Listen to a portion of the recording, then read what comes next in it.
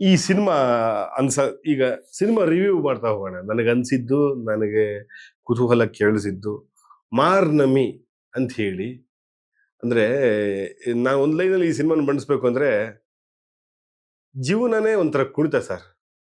ಅಂದ್ರೆ ಒಬ್ಬ ಕಲಾವಿದ, ಜೀವನ ಒಬ್ಬ ಮನುಷ್ಯ, ಒಬ್ಬ ಕಲಾವಿದ, ಅವನ್ನ ಕುಣಿಸುತ್ತೆ ಪರಿಸ್ಥಿತಿ, ಕುಣ್ಸಂಗ್ ಮಾಡತ್ತೆ ಪರಿಸ್ಥಿತಿ, ಅನ್ಸತ್ತೆ ನಾವು ಕುಣಿಬೇಕು ಅಂತ ಅನ್ಸತ್ತೆ. ಅದೇ ಮಾರ್ನಮಿ ಅನ್ಸತ್ತೆ. ಅದಕ್ಕೆ ಹೆಸರು ಅಷ್ಟೇ, ಹುಲಿ ಕುಣಿತ ಅಂತ. ನೀವು ಕಂಡಿದ್ದು ಎಲ್ಲಿ ಸರ್ ಸ್ಟೋರಿ? ಇದನ್ನ ನೀವು ಹೆಂಗ್ ಯೋಚನೆ ಮಾಡಿದ್ದು? ಹುಲಿ ಕುಣಿತದ ವಿಚಾರ ಇಟ್ಟುಕೊಂಡು ಒಬ್ಬ ನರ್ತಕ, ಹುಲಿ ಕುಣಿತದ ನರ್ತಕನ ಲೈಫಲ್ಲಿ ಏನೇನು ಇರುತ್ತೆ ಅಂತ ನಾವು ಬಂದ ತಕ್ಷಣ ಒಳ್ಳೆ ಹುಲಿಗಳು ಬಂದಾವೆ, ಒಳ್ಳೆಗಳು ಈಗ ನಮ್ಮ ಭಾಷೆಲಿ ಇದು ಹೇಳ್ತಾರೆ, ನಿಮ್ಮ ಭಾಷೆಲಿ ಬೇರೆ ತರನೇ ಹೇಳ್ತಾರೆ. ಆಯ್ತಾ, ಸಖತ ಕುಣಿತ ಗುರು, ಮಂಗಳೂರು ಸ್ಟೈಲ್ ಅಂತ ಗುರು ಸಖತ, ಎಲ್ಲೆಲ್ಲ ಬಂದ್ರು, ಎಷ್ಟು ಚೆನ್ನಾಗಿ ಮಾಡ್ಕೊಂಡು ಬಂದರು, ಇಷ್ಟೇ ನಾವು ನೋಡೋದು. ಬಟ್ ಅವನಲ್ಲೊಂದು ಕತೆ ಹುಡುಕಿದ್ ಹೆಂಗೆ ನೀವು?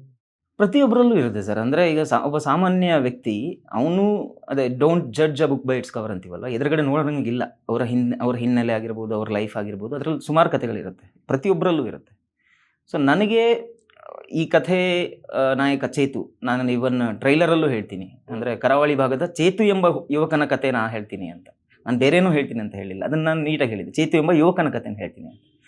ಸೊ ಅವನ ಕಥೆ, ಅವನ ಬಾಲ್ಯದಲ್ಲಿ ಅವನ ತಾಯಿ ಹೇಳಿಕೊಟ್ಟಂಥ ಒಂದು ಆಶಯ. ಸೊ ಅದನ್ನ ಇಟ್ಕೊಂಡು ಅವನು ದೊಡ್ಡವನಾಗಿ ಆ ಆಶಯವನ್ನು ಕಟ್ಕೊಡ್ಲಿಕ್ಕೆ ಏನೆಲ್ಲ ಪ್ರಯತ್ನ ಪಡಬೇಕು, ಆ ಪ್ರಯತ್ನದಲ್ಲಿ ಒಂದಿಷ್ಟು ಜನ ಅವನಿಗೆ ಒಟ್ಟಾಗ್ತಾರೆ.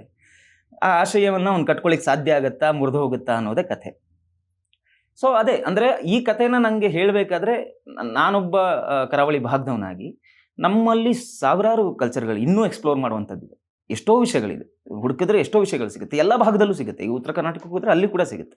ಸೊ ನಾನೊಬ್ಬ ಕರಾವಳಿ ಭಾಗದವನಾಗಿ ನಾನು ಕಂಡ ಹಾಗೆ ಹುಲಿವೇಷ ಅನ್ನೋದು ಇದೆ. ಅದನ್ನು ಸುಮಾರು ಸಿನಿಮಾಗಳಲ್ಲಿ ಯೂಸ್ ಮಾಡಿದ್ದೀವಿ. ಆದರೂ ಕೂಡ ಹುಲಿವೇಷವನ್ನು ಕುಣಿಯೋದನ್ನು ಯೂಸ್ ಮಾಡಿದ್ದೀವಿ ಬಿಟ್ಟರೆ, ಹುಲಿವೇಷಕ್ಕೆ ಯಾಕೆ ಆದ್ಯತೆ ಇದೆ ಅನ್ನೋದನ್ನು ಎಲ್ಲೂ ಯೂಸ್ ಮಾಡಿ. ಕರೆಕ್ಟ್. ಒಂದು ಮಗುಗೆ ಕಾಲು ಬರ್ತಾ ಇರಲಿಲ್ಲ, ಚಿಕ್ಕ ಮಗು ನಡೆದಾಡಕ್ಕೆ ಸಾಧ್ಯತೆ ಇರಲಿಲ್ಲ. ಆ ಸಂದರ್ಭದಲ್ಲಿ ತಾಯಿ ತಗೊಂಡೋಗಿ ಆ ಮಗುವನ್ನ ದೇವಿ ಮುಂದೆ ಇಟ್ಟು ಕೇಳ್ಕೊತಾಳೆ, ನನ್ನ ಮಗು ಎದ್ದು ಓಡಾಡುವ ಹಾಗಾದ್ರೆ ಇವನಿಗೆ ನಾನು ಹುಲಿವೇಷ ಹಾಕಿ ನಲಿಸ್ತೇನೆ ನಿನ್ನ ಮುಂದೆ ಅಂತ. ಸೊ ಅಲ್ಲಿಂದ ಆ ಮಗುವಿಗೆ ಕಾಲು ಬರೋಕ್ಕೆ ಸ್ಟಾರ್ಟ್ ಆಗುತ್ತೆ, ಅದು ನಡೆದಾಡಕ್ಕೆ ಸ್ಟಾರ್ಟ್ ಆಗುತ್ತೆ. ಸೊ ಅಲ್ಲಿಂದ ಒಂದು ನಂಬಿಕೆ ಹಾಗೆ ಬಂದದ್ದು. ಏನೋ ಮಕ್ಕಳಿಗೊಂದು ಚಿಕನ್ ಪಾಕ್ಸ್ ಆಗೋದು, ಅಥವಾ ತುಂಬಾ ಹುಷಾರು ತಪ್ಪುವಂಥದ್ದು, ಇಂಥದ್ದೆಲ್ಲ ಇದ್ದಾಗ ಅಮ್ಮ ಬಂದಿದ್ದು ಅಂತ ಹೌದು, ಅಮ್ಮ ಬಂದಿದ್ದು. ಸೊ ಅಂಥದ್ದೆಲ್ಲ ಇದ್ದಾಗ ಹರಕೆ ಹೊತ್ಕೋತಾ ಇದ್ರು, ಆ ಮಕ್ಕಳನ್ನ ಹುಲಿವೇಷಕ್ಕೆ ಇಳಿಸ್ತಾ ಇದ್ರು.